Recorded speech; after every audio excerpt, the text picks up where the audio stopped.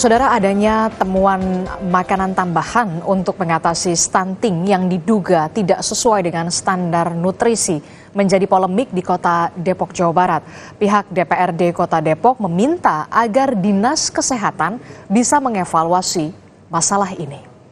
Salah satu contoh makanan balita yang stunting. Ya. Inilah sejumlah laporan warga mengenai polemik makanan tambahan untuk stunting yang dinilai tak sesuai standar nutrisi. Nasi dengan kuah sup, bahkan ada pula paket makanan yang hanya menyajikan 3 nugget saja.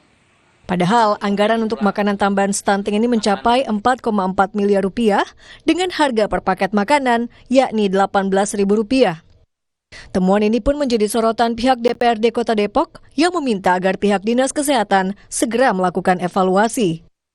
Berdasarkan laporan dari masyarakat kepada kami ada beberapa hal. Pertama, makanannya itu diduga tidak memenuhi syarat nutrisi. Karena ini kan program bukan bagi makanan, tapi sebetulnya penambahan nutrisi karena menyangkut soal stunting. Ya.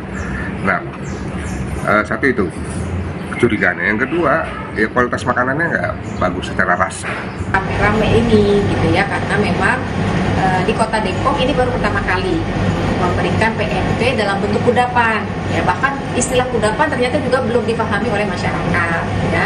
Jadi kudapan itu makanan antara makanan utama. Ya, jadi bukan makanan lengkap ya, tapi makanan selingan atau kalau orang biasa mungkin cemilan lah ya gitu.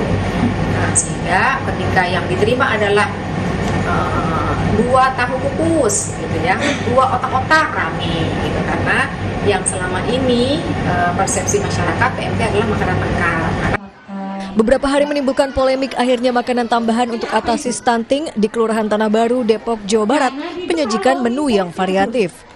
Selain kudapan, ada pula menu nasi, sayuran, telur, dan bakso, serta kuah sup.